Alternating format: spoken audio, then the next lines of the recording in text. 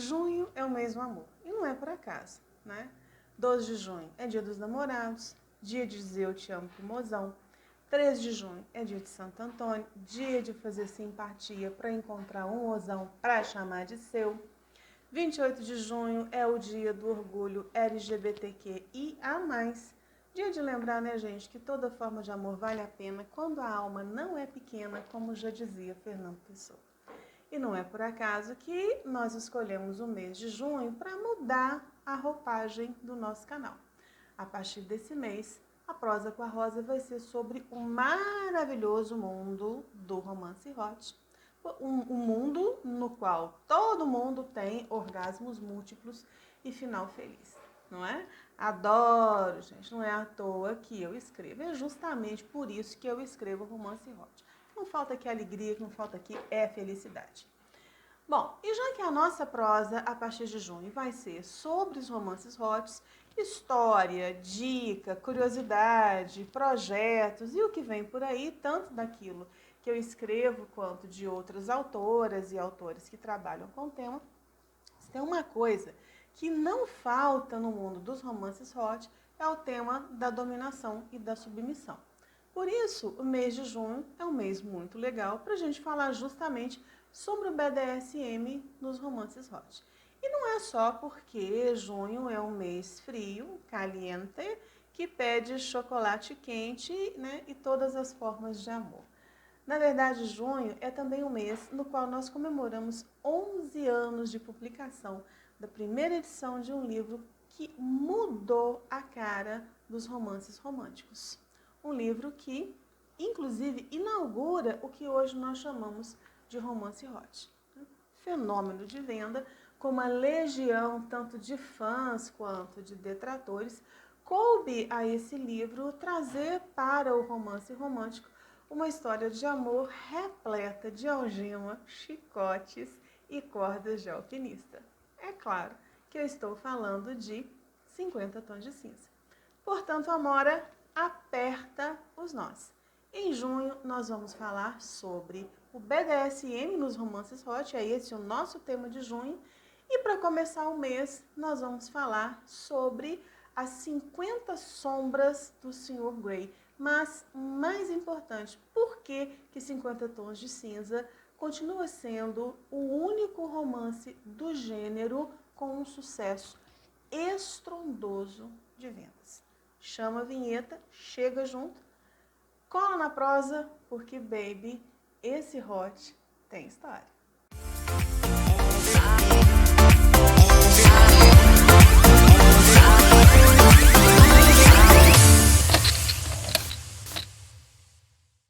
Antes de mais nada, afinal de contas, o que é BDSM? Obviamente, o BDSM é uma sigla, né, gente? O B vem do inglês bondage, que significa limite e imobilização. O D significa tanto dominação quanto disciplina. O S significa sadismo e submissão. E o M significa só masoquismo mesmo. A sigla foi criada em 1991 para indicar uma ampla variedade de práticas e preferências eróticos sexuais e que não se circunscreviam exclusivamente ao sadomasoquismo. O que pouca gente sabe é que o BDSM tem muito mais a ver com a literatura do que a gente imagina. Tanto os termos sadismo quanto o masoquismo e muitas práticas e ritos do BDSM têm a sua origem na obra de dois grandes escritores. Em primeiro lugar, Donatien Alphonse François de Sade, o Marquês de Sade, que daria origem ao termo sadismo, mas muito mais pelo conjunto da obra do que pela própria vida do Sade. Apesar da vida do Sade, tá, gente, ter sido uma vida do baco-baco, tá? E que dava outro vídeo aqui. Mas dentre a obra do Sade, dá para citar, por exemplo, 120 Dias de Sodoma, ou A Escola da Libertinagem, Justina, Filosofia da Alcova, tudo isso escrito contemporâneo à Revolução Francesa, e 70% disso na prisão, porque boa parte da vida do Sade ele passou na prisão. Inclusive, quando ele escreveu 120 Dias de Sodoma, ele estava na Bastilha. E daí, com a Revolução Francesa, ele foi retirado da Bastilha para ser colocado no sanatório e esqueceu lá o manuscrito de 120 Dias de Sodoma, que é um clássico da literatura erótico, pornográfica e libertina do século XVIII. Ficou lá esquecido. Foi encontrado por um guarda, né, e esse livro, esse trabalho, só foi publicado na década de 1930, para você ter uma ideia. Tá? O outro autor, um autor austríaco, chamado Leopold von Sacher-Masoch, que escreveu no século XIX.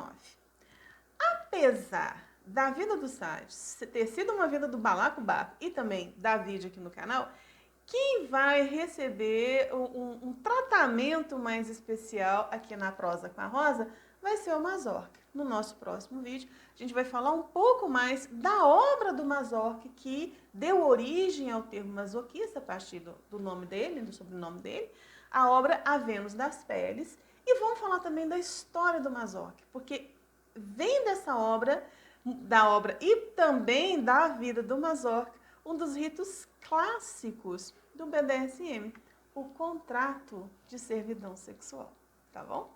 Mas e o BDSM nos romances hot? 50 Tons de Cinza é um divisor de águas em relação a essa temática. Por quê? Até então, o tema da dominação e da submissão, que faz parte das práticas eróticos sexuais do BDSM, passava ao largo dos romances românticos, tá bom? Era um tema meio underground, porque entendia-se que nada tinha a ver com amor. Orbitava muito mais o campo específico da experiência erótica, ligada aos fetiches e às obsessões. Então tinha muito mais a ver com os romances eróticos, né, que discutiam erotismo e experiência erótica, do que com amor, né? Um grande exemplo desse tratamento literário é o livro A História de Ó, da Pauline Hadge, que escreve em 1954. Esse livro é um dos clássicos da literatura erótica do Ocidente e é um livro que tem assim uma série de bafões, sobretudo por conta da autora, né? O que é a história? A história de Ó? A história de Ó conta a história da Ó, né, que é uma fotógrafa bem-sucedida, completa e desarvoradamente apaixonada pelo amante, e tão apaixonada por esse amante, ela se submete a ser mandada para um castelo nos arredores de Paris, o castelo de Roas, onde ela vai ser treinada para ser uma submissa sexual. E ali ela é submetida às mais hediondas, né, no meu entendimento, práticas eróticas, né? Ela é ser viciada, sodomizada, espancada, compartilhada sexualmente, enfim, porque ela entendia que isso era uma expressão de amor. E posteriormente o amante a entrega, né, para um irmão dele, por quem ela vai desenvolver também uma outra paixão, né? Bom, você não pode esquecer que é um livro da década de 50. Né? Você traz esse livro para hoje, você fica horrorizado, entendeu? Mas, de novo, é importante lembrar que se trata de fantasia, né, gente? E qual que é o bafão? O bafão é o seguinte: como é um livro com uma escrita extremamente picante e atrevida, né? Acreditava-se que Pauline Hadge era um pseudônimo, e de fato era mesmo, né? Um pseudônimo de um homem, não, que, né, mulher não escreve isso, mulher não escreve esse tipo de coisa. De fato, Pauline Hadge é um pseudônimo, e descobriu-se depois que era um pseudônimo de uma mulher chamada Dominique Horry. Dominique Horry. Muita gente acreditava que o Dominique Horry não existia, que era um cara, enfim. Só que na década de 90, quando a verdadeira autora, né, por trás de todos esses pseudônimos, já estava velhinha, ela falou, não, sou eu mesmo. E a autora era ninguém menos do que Anne Declos, uma grande intelectual, uma crítica literária, editora, trabalhou muito tempo na editora Gallimard, e fez parte do alto escalão do Ministério da Educação francesa. Inclusive, em 1975, quando o livro se transformou em filme, um monte de senhoras, né, que marcharam em nome da moral e dos bons costumes foram até o Ministério da Educação, né, na França, e conversaram com a Madame Decaux, pedindo a censura, né, daquele livro, enfim, que não virasse filme. Né? E por que o bafão, né? Porque viu quantas pessoas são hipócritas, né? Porque parece, como é um livro, né, dessa magnitude erótica, né? Não foi mulher que escreveu, não, foi homem, né? Enfim. Mas voltando, né? E no campo específico dos romances românticos. Olha, antes de 50 Tons de Cinza, pouca gente se aventurou a lidar com o BDSM no romance. Dentre estas, né, dentre esses autores, o destaque é para Portia da Costa, que escreve em 2008, né, publica em 2008 a obra Muito Profundo. Essa obra, inclusive, ela é muito mais explícita, muito mais picante e eu arrisco dizer muito mais densa dos 50 Tons de Cinza. Né? Embora o tema do BDSM margeie, né, a história do casal, estando lá na dinâmica erótica deles. Eu gosto muito de Bem Profundo, muito mais pelas cartas, né? Pelas cartas eróticas que acabam juntando o casal, né? Eu gosto muito mais por aí. Mas, de qualquer forma, né, o nosso papo não é esse. A questão é que o livro da Portia, ele teve uma vendagem discreta, né? Praticamente não saiu do mercado editorial inglês. Agora, a coisa muda completamente de figura a partir de 2011 com o estouro, né, de 50 Tons de Cinza da Erika Leonard James. Né? O livro da Erika James, ele vendeu tanto e ele foi assim, um livro tão fenomenal, nas primeiras 6 semanas ele vendeu mais de 10 milhões de cópias. E virou um furor, entendeu? Um furor uterino. Né? As editoras começaram a acrescentar novos editores, acrescentar novas publicações, títulos antigos que estavam lá, né, que não tinham dado muito certo, foram relançados. Dentre eles o da Portia Costa, né, foi relançado em 2012, daqui a pouco a gente fala de novo disso. Né? Autores, o gênero, né, começa, bom, né, se ela pode, também posso, né, porque dá aquela impressão de que é um negócio meio fácil, né, de que é um negócio meio simples. Mas, enfim, eu gosto de dizer que depois de 50 Tons de Cinza, bicho, olha, abriu os portões do inferno. E exemplos de livros, de títulos, não faltam aqui, né? Muitíssimo pelo contrário. Se você for olhar exclusivamente, né, os romances românticos com BDSM, que é o que nós chamamos hoje de romance hot, né? O que é o romance hot? Romance hot é um romance romântico que conta a história de amor, interesse afetivo entre pessoas e que descreve as cenas sexuais, né? De uma forma, inclusive, bastante explícita. Isso é um romance hot. Ele não é erótico, tá? Ele é um romance romântico. Por quê? O erotismo não está na boca da cena. Né? A centralidade desse romance não é a experiência erótica, e sim a experiência afetiva entre os protagonistas. Tá bom? Então, dentro desses exemplos, né, de romances românticos com o tema do BDSM, que foram lançados, né, nessa essa avenida aberta por 50 Tons de Cinza, você tem como exemplo o Bem Profundo, que eu já te falei, da Portia Costa, que foi relançado em 2012. Luxúria, da Eve Berlin, é uma trilogia lançada em 2012. O Diário de uma Submissa, de 2013, da Sophie Morgan. A série Amos e Masmorras, da Lena Valente, uma autora espanhola. A série lançada em 2012, que junta BDSM com... como é que chama aquilo? Dragões. Como é que chama, gente? Esqueci.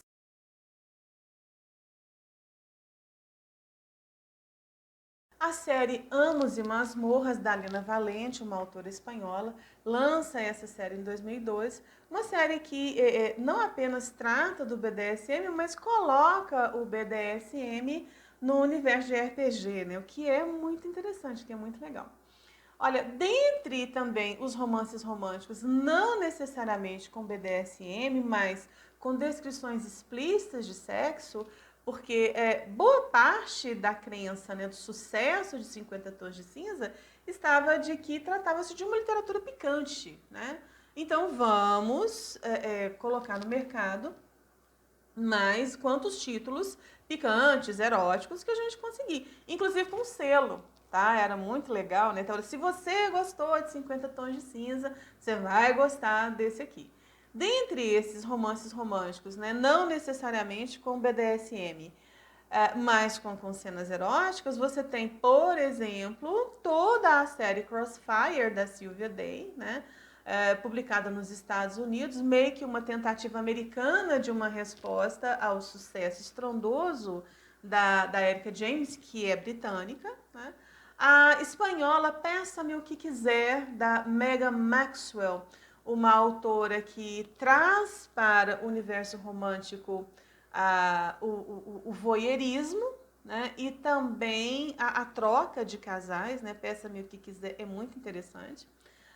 Outra, Eu Submissa, e toda a série O Amante, da Jodie Ellen Malpas, que também é muito legal.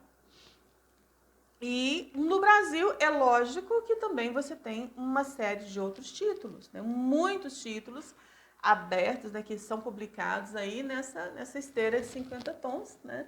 Como exemplo, Dominados, da Mila Vander, de 2014, Red, Mestre dos Desejos, da Juliana Dantas, publicado em 2021, Todos os Caminhos Me Levam a Ti, da Camila Marciano, de 2021, e também Tudo que Eu Deixei por Ti, que é muito legal, aliás, é o meu preferido, também da Camila Marciano, de 2021, e O Conde Sem Face, da Camila Reid, também de 2021, que é um romance hot, com BDSM e é ambientado no século XVIII. Inclusive, uma sugestão de uma das nossas leitoras que atendeu ao nosso chamado nas redes sociais, né, para poder sugerir um livro que não pudesse faltar quando a prosa fosse sobre o BDSM no romance hot, né?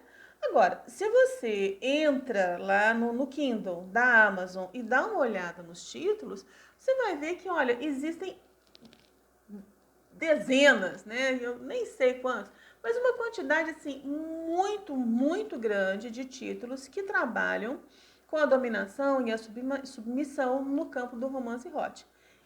Agora, se você entrar no Kindle da Amazon, você vai encontrar, né, um monte de outros títulos igualmente sensacionais e excitantes que tratam do tema nos romances hot. Dentre estes, eu gostaria de te sugerir Termos e Exigências, que é o volume 1 da duologia O Contrato, escrito por esta que vos fala, não é? E que foi lançado dia 14 de fevereiro de 2022. Qual que é a do contrato? O contrato conta a história entre 3 pessoas, 2 homens e uma mulher, que se envolvem a partir de um contrato de BDSM que vai virar a vida dessas pessoas de ponta a cabeça. O segundo volume vai ser lançado no dia 23 de setembro de 2022, no dia do Orgulho Bi. E já que nós estamos falando, né, da sua interação com a autora, aproveita para se inscrever no canal, ativar o sininho e seguir a Rosa Maria Ferreira nas redes sociais. Os links estão todos na descrição do vídeo. Agora voltando.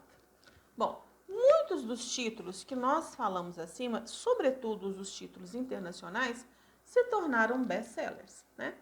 Ou seja, venderam mais de 1 milhão de exemplares. Mas nenhum deles sequer chegou perto do sucesso estrondoso de 50 Tons de Cinza. Como eu te falei, nas primeiras 6 semanas do livro, ele vendeu mais de 10 milhões de exemplares.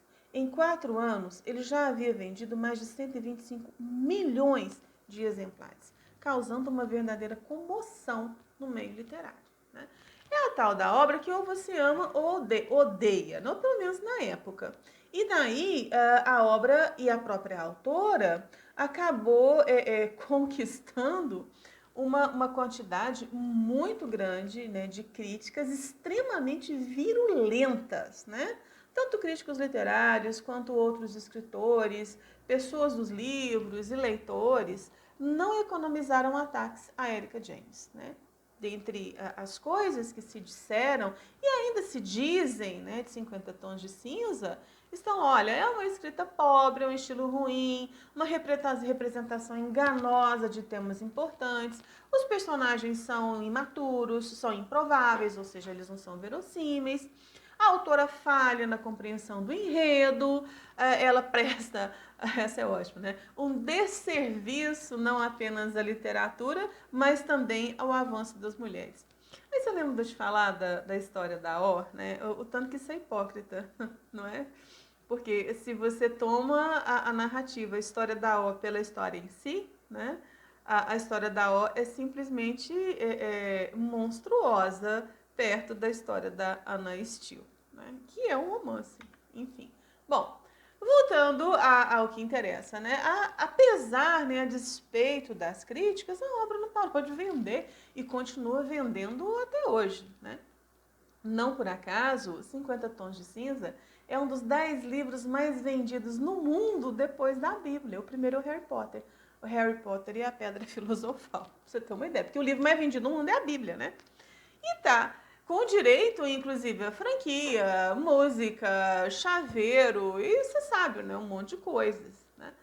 E hoje, né, você fica se perguntando, tá, mas por quê?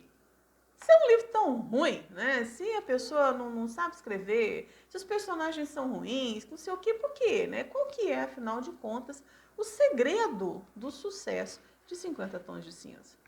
Bom, para a gente poder responder, né, o porquê que 50 Tons de Cinza é um sucesso, não falta teoria, né? E a gente pode se colocar essas teorias em três grandes blocos, né? O primeiro bloco é o da explicação positiva, o segundo da explicação negativa e o terceiro da explicação técnica, que eu já te adianto é que eu prefiro, tá? Mas vamos voltar na primeira explicação, que é a explicação positiva. É a explicação da aclamação, né? Mais ou menos, olha, é um sucesso porque sim, porque o livro é fantástico, porque o livro é maravilhoso e etc e tal. E efetivamente faz parte das explicações daqueles que são apaixonados pelo livro, né? E que acham os 50 tons simplesmente fantástico, né? Bom, a outra explicação, que é a explicação negativa, é a explicação da detração, ou seja, explica-se o sucesso do livro por características que ele possui, mas que são consideradas menores, entendeu? E que, obviamente, integram boa parte dos discursos de quem detesta o livro. Exemplo, também não falta, né? Por exemplo, o sucesso de 50 Tons de Cinza é porque é um livro erótico e livro erótico vende bem. Bom, na verdade as duas premissas são falsas, tá? Primeiro, 50 Tons de Cinza não é um livro erótico, a gente já falou sobre isso, né? O que está ali na centralidade da narrativa não é a experiência erótica, é a experiência afetiva entre o casal, né? E se existe um conflito, né, e claro que existe, o conflito motor dessa história também não é o afeto, né, porque tanto o Christian, né, tem uma paixão avassaladora na Ana, quanto a Ana tem no Christian. A questão é a aceitação ou a repulsa da Ana pela prática do BDSM, que faz parte da vida do Christian. É isso que é o grande conflito da coisa, né? Ou seja, a jornada da Ana é a aceitação ou não do BDSM. E além disso, é muito importante lembrar que as cenas de sexo do livro, elas nem sequer são explícitas, né? Da maneira como seria um romance erótico, né? Ou pornô, por assim dizer, né? E outra coisa, os livros eróticos, eles vendem bem menos do que os livros românticos, tá?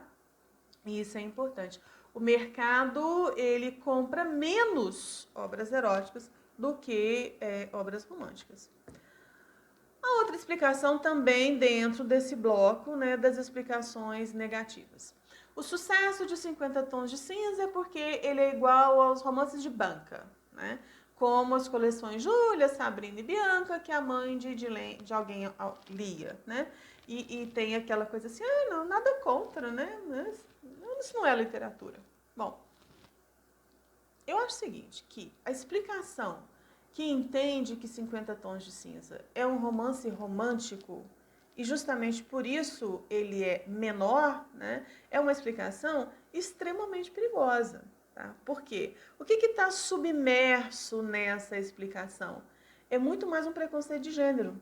Tá? Mas não só um preconceito com relação ao gênero literário, mas também um preconceito com relação à autora e à leitora. Porque nós sabemos perfeitamente que 90% dos autores de romances romances românticos, hot, são mulheres. E 90% das leitoras também. Né? Então fica parecendo, não precisa muito esforço para você ouvir, né? Ah, isso é coisa de mulherzinha. Ou seja, é um negócio, né, facilmente digerível e não é bem assim, tá bom? Então, nós chegamos à explicação técnica, que no meu entendimento é de longe a mais sensata. Eu já havia te falado isso lá atrás. Essa explicação analisa a 50 Tons de Cinza a partir da sua estrutura narrativa. E quem melhor faz esse exercício são dois autores americanos. Não, uma é inglesa, que é a George Archer. Ela foi editora de publicação da Penguin no Reino Unido. E depois ela vai para os Estados Unidos fazer o doutorado dela em literatura. É onde ela conhece o Matthew Jockers, professor da Universidade de Nebraska e coordenador do Laboratório de Pesquisas Literárias da Universidade de Nebraska. Os dois juntos, eles vão fazer um trabalho de pesquisa na literatura americana, de língua inglesa, perdão, e vão desenvolver um algoritmo cuja missão era encontrar o DNA de best-sellers. Ou seja, a ideia era o que é que livros best-sellers têm em comum. E não apenas, é claro, livros românticos, mas livros que venderam mais de 1 milhão de cópias. E daí, esses dois autores, eles dedicam, neste livro aqui, essa pesquisa foi posteriormente publicada, né, gerou esse livro aqui, e aí sai, né, espelhado, não fica bom, mas depois eu coloco para o seu, né, este livro, O Segredo do Best-Seller. Os autores dedicam um capítulo, inclusive, a 50 Tons de Cinza. E como é que eles explicam, a partir da estrutura narrativa, o sucesso da obra, né? Eles dizem o seguinte: qual que é a resposta da George Archer e do Matthew Jockers para o sucesso de 50 Tons de Cinza? A resposta é: o sucesso do livro se explica pelo fluxo intenso de conflitos e resoluções emocionais, né, que impulsionam a narrativa. Dito de outra forma, o enredo de 50 Tons está estruturado em 3 atos: preparação, confronto e resolução, que é a estrutura básica, né, de todo grande livro. Só que, no caso de 50 Tons de Cinza, essa estrutura ela é apresentada através de curvas intensas de viradas emocionais, entendeu? O que eles chamam de picos e vales, que alcançam diretamente respostas emocionais e sensoriais dos leitores. Há, portanto, um ritmo basicamente frenético no interesse afetivo entre o Christian e a Ana, que é cheio de altos e baixos emocionais. Muito mais, inclusive, do Christian do que da Ana, porque ele é aquele personagem meio byroniano, né? Imerso nas suas próprias sombras, nas suas próprias angústias, etc. Né? E daí, né, o que constrói, segundo a George Archer e o Matthew Jockers, o que constitui o DNA de 50 Tons de Cinza é justamente esse gráfico intenso, né, de picos e vales emocionais que conduzem essa narrativa. Tá bom? E quem tem uma narrativa muito parecida, quase idêntica, é o Dan Brown, quando ele escreve o Código da Vinci. É óbvio que são obras diferentes, são temáticas diferentes, são abordagens diferentes, mas a estrutura, né, esses picos e vales, enfim, né, que conduzem a narrativa, estão tanto no Código da Vinci quanto em 50 Tons de Cinza. do Código da Vinci é uma caçada, né, atrás dos personagens principais e uma série de resolução de enigmas e o aparecimento de outros e assim sucessivamente. Além desses picos, eu acrescentaria, né, mais um elemento. Né? A gente esquece que o edifício, né, a estrutura narrativa sobre a qual 50 Tons de Cinza foi erguido é de um outro best-seller. Né? Não tão fora da curva como se tornou posteriormente 50 Tons de Cinza, mas um best-seller, né, e um livro de extremo sucesso, uma série de extremo sucesso. Crepúsculo, da Stephenie Meyer. Né? A gente acaba se esquecendo de que 50 Tons nasce como uma fanfic de Crepúsculo. E lógico, você vê ali, né, aquelas angústias byronianas do Christian são as mesmas angústias do Edward. Né? A Bella e a Anna são extremamente parecidas, né, no gosto pela Jane Austen, pela literatura inglesa, enfim. Né? É lógico, né, que no caso da Erika James, ela leva ao extremo esses picos e vales emocionais. Né? Aquela coisa assim, no caso do Christian, né? Pego, não pego, acho que eu pego sim. O Edward tem isso com a Bella, né? Mas o Christian leva ao extremo, né? Na mesma hora que ele quer, ele não quer. Na mesma hora que ele tá bom, ele não tá. Na hora que a moça acha que o trem vai virar, o trem desanda. Enfim, né? Qualquer semelhança com experiências que a gente teve na nossa própria vida afetiva, né? Não é coincidência, né, gente? Quantas vezes a gente já não passou por isso? Bom, né? Mas de qualquer maneira, lembrar que 50 Tons de Cinza nasce como uma fanfic, não é demérito, mas muitíssimo pelo contrário, tá? Ora, nenhuma obra é suficiente nela mesma. Não existe obra que nasce do nada. É o que eu vivo dizendo. O trabalho, o romance, ele não baixa, né, na cabeça do escritor como se o escritor fosse um médium, entendeu? Em centro espírita de alto, sei lá, de alto espiritismo, né? Ou baixo, se você assim preferir. Não existe isso, né? Nenhuma obra nasce sem leitura, sem pesquisa, enfim, 50 Tons não é diferente. Então, eu diria o seguinte, que, ora, é uma obra que, independente de você gostar ou não dela, você não pode negar a sua importância para o romance hot, tá? Você não pode negar a sua relevância, porque é uma obra, olha, vamos combinar, né? Uma obra que vendeu mais de 125 milhões de exemplares, ela tem que estar me dizendo alguma coisa, ela tem que dizer alguma coisa, ela tem que ter um eco, né? Então, o fato de eu não gostar, né, não me autoriza de jeito nenhum a desqualificar. E eu gostaria de concluir esse vídeo pensando um pouco sobre isso, né?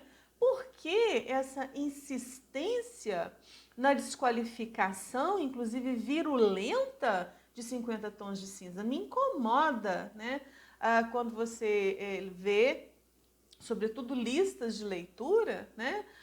Né, livros eróticos muito mais interessantes que 50 Tons de Cinza. Eu insisto com você. 50 Tons não é um livro erótico, é um livro romântico. É um livro que conta uma história de amor. Não dá para esquecer que mais de 90% dos autores de romance hot são mulheres. E mais de 90% dos leitores também são mulheres. Então, não se trata exclusivamente de gostar ou não gostar do gênero. Você não é obrigado, né? Ninguém é obrigado a gostar desse ou daquele gênero literário. Você não precisa gostar de ficção científica, você não precisa gostar de romance policial, né? Você não precisa. Mas, né, o que eu estou chamando a atenção é para a desqualificação. Como se o romance hot fosse menor, de uma escrita fácil, uma leitura simples e, portanto, voltado a um público menos exigente. Então veja, se 90% dos autores de romance hot são mulheres, você está dizendo que foi feita uma escolha, porque é uma escolha simples, porque são mulheres? Se mais de 90% dos leitores de romance hot são mulheres, você está dizendo que por ser mulher é um público menos exigente? Você entende o quanto esse tipo de desqualificação é perigoso? É importante prestar atenção nisso. Até porque não custa lembrar que quanto mais fácil é uma leitura, né, mais difícil ela foi de ser escrita. Eu gosto de dizer o seguinte, ninguém é inocente aqui, né? Nós sabemos exatamente o que nós estamos escrevendo, para quem nós estamos escrevendo e por que nós estamos escrevendo. As autoras profissionais de romance hot o fazem, né? Não é porque é uma aposta simples de escrita. Aliás, muita gente que se aventura, que começa a se aventurar na produção literária, enfim, vou escrever uns hot porque é mais fácil. Não é. Escrever hot, né? Escrever cenas de sexo, escrever romances, enfim. Mas a literatura, né, é complicada, né? Tem as suas regras, tem as suas normas, né? Não é um negócio que baixa na sua cabeça, como se você estivesse, né, sendo um aparelho espiritual. Né? Enfim, romance hot não é fácil. Não é porque é hot que é fácil escrever, não é uma aposta fácil de escrita. Tem que lembrar que não é um ensaio acadêmico, é uma ficção. E como tal, transita no campo das fantasias femininas eróticas. Né? É para esse público que nós escrevemos. E nós sabemos perfeitamente o que nós estamos fazendo.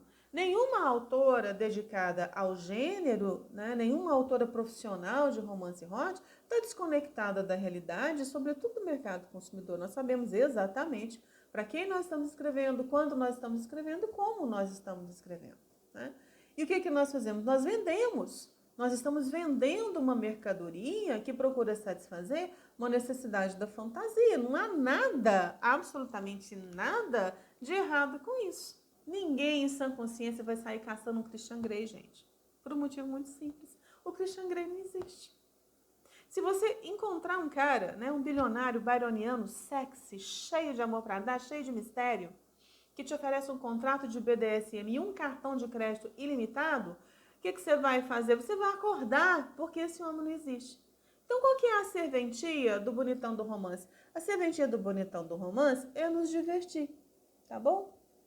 Nos apartar, ainda que por alguns breves momentos, da nossa realidade tão dura, tão sofrida, né? De mulher, trabalhadora, mãe, enfim, né? Mulher que faz dupla, tripla jornada de trabalho. Por isso que a gente lê, para a gente se divertir, para a gente ter prazer na leitura, ainda que por uns poucos momentos.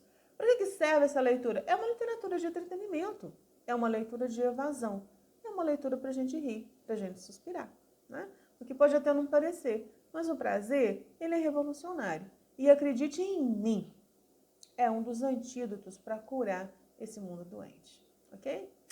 Beijo e até a próxima.